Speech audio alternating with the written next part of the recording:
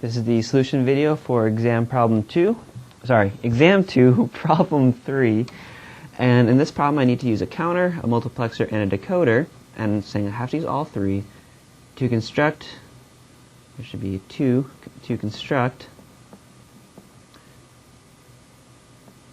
a circuit with 4 inputs and 1 output and the following properties. So during every clock cycle of the counter, exactly 1 input is connected to the output. So that sounds a heck of a lot like a multiplexer. So I'm going to make a note there to myself. And within 4 subsequent clock cycles, each input is connected to the output exactly once. And so this kind of sounds like this is the functionality of the counter here to me. This is basically going to help me cycle through things. That's what counters do. So, and so I'm going to use a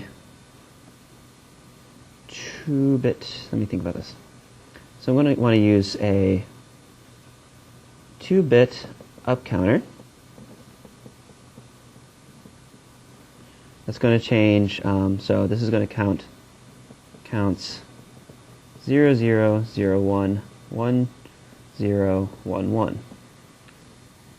And so I know I want this to control one part of my circuit.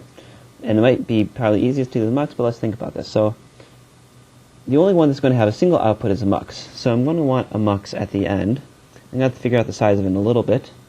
So I'm going to just draw a big old mux, and if I don't need a big old mux at the end, I'll hopefully won't need it.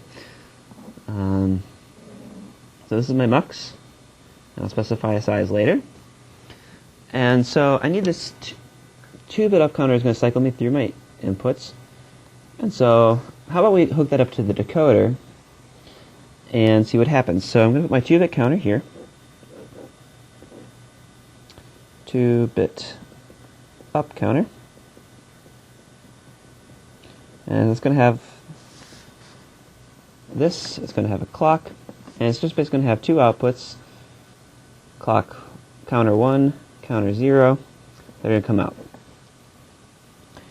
And then each of these is going to go into, well, I don't think I want them to go into here, because I want to figure out what I want to do with this decoder. And so basically, for every single count, I'm going to put this into a 2 to 4 decoder. Each of these decoder outputs is going to be 1 exactly once for each of these. So I'm going to make a 2 to 4 decoder. And so basically I'm decoding it from binary into lines. And so I'm going to do my 2 to 4 decoder. And it's going to have 1, 0. And it's going to output 0, 1, 2, 3. And so I'm going to have 4 outputs here. So I'm going to have a 2 to 4 decoder. Just going to specify that. And so what I'm going to want to do is hook up each one of my inputs to one of these mux inputs and use these to help select. And so I'm going to basically have 4 select bits now. And I'm just going to connect these. So I'm just going to call this D0, D1, D2, D3. D0, D1, D2, D3, and then 0, 1, 2, 3, 4, 5, 6, 7, 8, 9, 10, 11, 12, 13, 14, 15. And so when my counter is 0, 0, I'm going to put this one here, so 0, 0, 0, 1. I'm going to want input, so I'm going to have,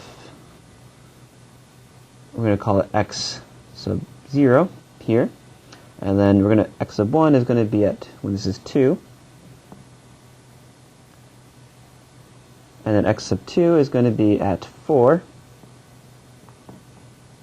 and then this will be at, this is when 8, 1, 0, 0, 0, so this is x3, and this is going to be my output, z, and I'm just going to put zeros on the rest of these. I could put 1s, I could put 0s. It really doesn't matter, because these will never happen. And so basically this counts. It'll basically cycle 1, 1, 1, 1. It'll go 1, 1, 1, 1. Just they'll keep. So this is 1, 0, 0, 0, 0, 1, 0, 0, 0, 0, 1, 0, 0, 0, 0, 1. Just to be a little bit more clear. And so those are the only 4 possibilities coming out of here. So you really only have 4 possibilities here, and it's those 4.